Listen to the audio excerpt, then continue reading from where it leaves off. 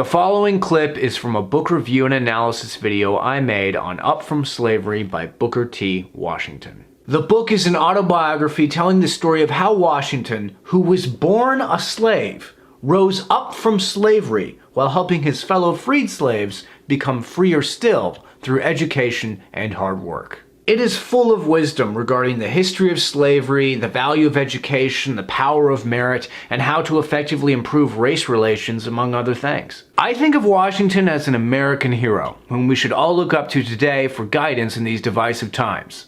The following is a testament to his brilliance that will give you something to think about for the rest of the day. Now, this next passage has to do with Booker T. Washington and his school, the Tuskegee Institute. And here he is talking about what he had decided before ever moving to Tuskegee, Alabama, before he ever decided to do his school and all of that. This is the perspective that he had going in, and it is the perspective that led to great success. I'm going to read this very short passage and we'll discuss. When I first came to Tuskegee, I determined that I would make it my home, so that I would take as much pride in the right actions of the people of the town as any white man could do, and that I would, at the same time, deplore the wrongdoing of the people as much as any white man. I determined never to say anything in a public address in the North that I would not be willing to say in the South.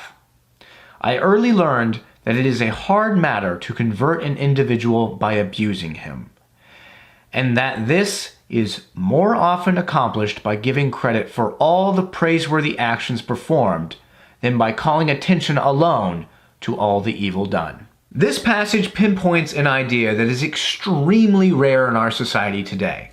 I mean, because look, people that label themselves, oddly enough, anti-racists, what they do is whenever they encounter someone who, say, a white supremacist or someone who's leaning in that direction, instead of listening to them and trying to understand why they think that and trying to lovingly correct them in their wrongdoing, they tell them that they are bigots and that they are worthless human beings.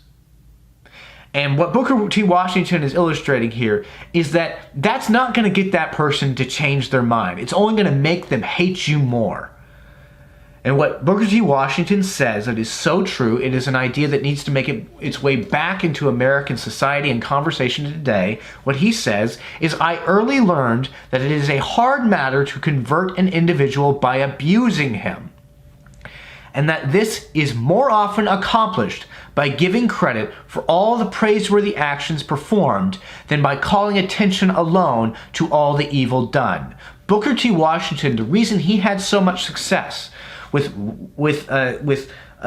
white people in the South is because while he criticized their racism and their racial prejudice, he also highlighted the good things about white society, the good actions of white people. He didn't just take a shit in their face, because that would be counterintuitive. That wouldn't change their mind. That would just make them want to be more racist against black people. Booker T. Washington understood this, and I think both white and black people, Asian people, everybody from all races needs to understand this idea right here.